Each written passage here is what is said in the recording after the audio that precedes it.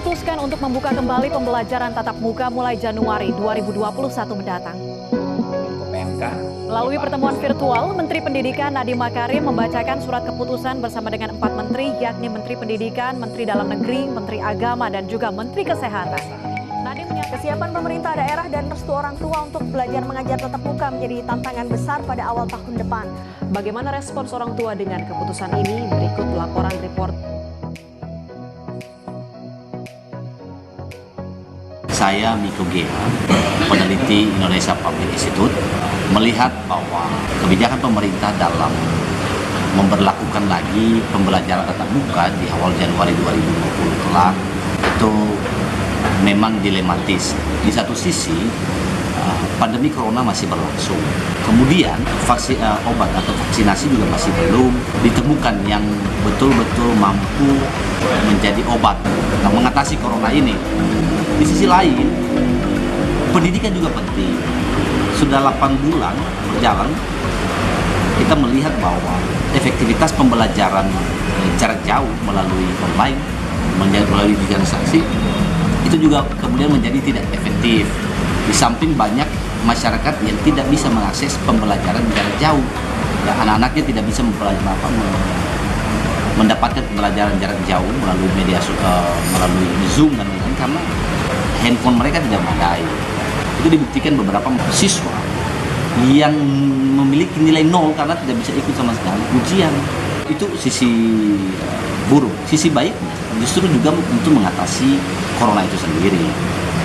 Nah, kebijakan pemerintah bulan Januari kelak ini juga bisa kalau vaksinasi ini tidak ditemukan, ini bisa menimbulkan klaster baru kalau kemudian proses itu kemudian tidak ditegakkan di sekolah itu sendiri. Nah, mudah-mudahan kita berharap bahwa vaksinasi yang lagi dilakukan uji klinis ini segera ditemukan sehingga Indonesia bisa melakukan aktivitas seperti biasa kembali. Sekian dan terima kasih. Nah, menurut Mas Diko sendiri, artinya Mas Diko setuju ya? Setuju apa tidak setuju? Saya setuju dengan kebijakan pemerintah terkait dengan pemberlakuan pembelajaran secara tatap muka lagi dengan catatan dipastikan bahwa seluruh sekolah itu sudah menyiapkan perangkat prokes yang baik dan benar. Tapi selama itu tidak bisa, apalagi kalau sifatnya zona merah, jangan dipaksakan. Pemerintah juga jangan memaksakan kehendak. Misal Jakarta ini kan termasuk zona merah. Medan, Jawa Timur, Jawa Tengah, Jawa Barat itu termasuk zona merah. Maka jangan dipaksakan seluruh sekolah harus memberlakukan tatap muka karena efeknya sangat buruk. Kalau kemudian itu terbentuk klaster baru, bagaimana coba? Apakah kemudian tidak merepotkan pemerintah, merepotkan masyarakat, mengganggu ekonomi lagi, perkembangan ekonomi lagi? Maka kemudian harus dipilah mana wilayah-wilayah yang dikatakan zona merah, misalnya di Jakarta. Apa kemudian Jakarta Pusat ini termasuk zona merah? Kecamatan-kecamatan mana saja? Maka harus dipilah. Jangan semua diberlakukan secara keseluruhan. Harus dipilah. Nah, ini tugas dari pemerintah daerah, Satgas Covid. Peran serta masyarakat juga harus melaporkan mana-mana yang daerah yang kira-kira masih zona merah. Kira-kira itu. Artinya kalau menurut informasi yang saya dengarkan, sebenarnya pemerintah juga mengembalikan lagi ke kebijakan itu kepada baik dari pemerintah daerah, kedua dari kepala sekolah dalam hal ini sekolah, dan yang kedua juga dikembalikan ke komite orang tua yang diminta. Dan keempat juga masih ada filternya itu kalau memang orang tuanya merasa tidak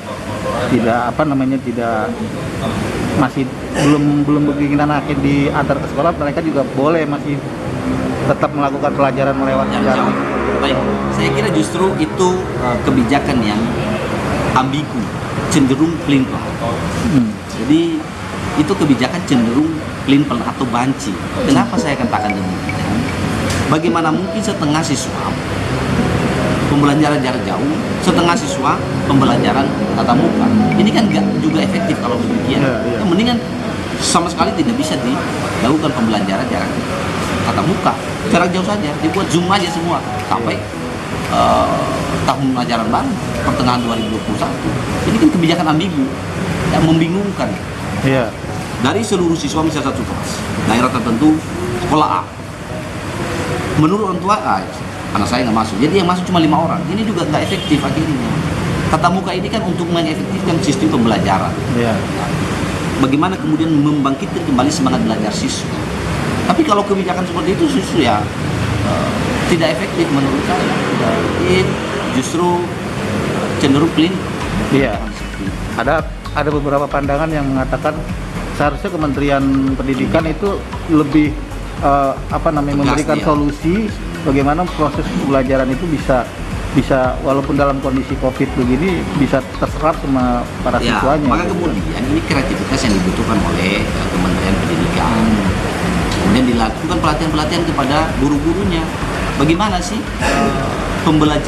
sistem pembelajaran yang efektif di tengah-tengah pandemi yang lagi sedang berlangsung ini.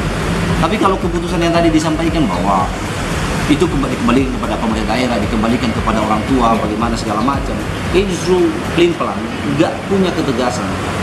Pemerintah itu harus punya ketegasan, mengatakan A dengan prosedur yang harus disediakan, protap yang disediakan, protap ditetapkan, A, B, C, D. Tapi kalau pilihannya adalah kembalikan kepada pemerintah daerah, bagaimana kalau pemerintah daerah tidak sinkron dengan kebijakan yang pusat? Ini kan menjadi permasalahan.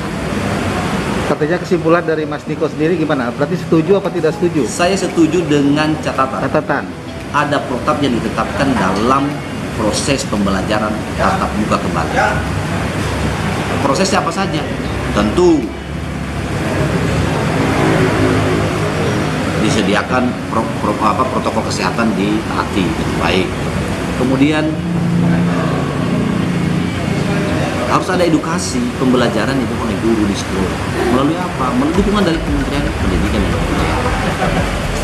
Saya setuju dengan catatan pemerintah menyediakan dan menegakkan protokol kesehatan selama pembelajaran tatap muka kembali. Saya kira. Oke, terima kasih Mas Niko. Selamat pagi. Thank you ya. Siap.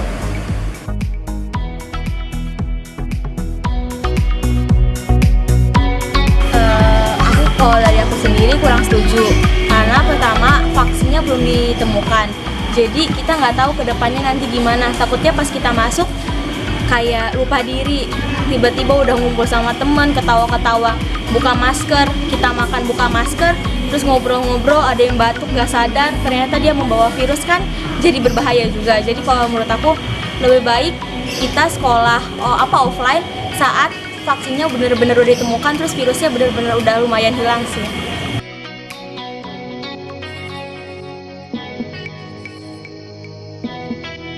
Sekolah tatap muka tahun 2021 sudah mulai dibuka. Menurut pendapat Erin sebagai seorang siswa, setuju apa tidak setuju? Kalau secara umum sih kurang setuju karena pada masa saat ini kondisinya belum sama sekali kondusif. Padahal contohnya semasa kita lagi karantina aja masih banyak yang lupa sama keadaan kita sekarang. Masih banyak yang lupa pakai masker. Jadi kalau misalnya masuk sekolah, kita juga kadang sama teman pasti lupa diri gitu, udah keenakan. Jadi menurut aku sih kurang setuju karena pasti nggak bisa mengkondusifkan protokol kesehatan. Tapi kalau di sisi lainnya juga, kalau saya sebagai kelas 3 SMA butuh banget namanya pembelajaran langsung.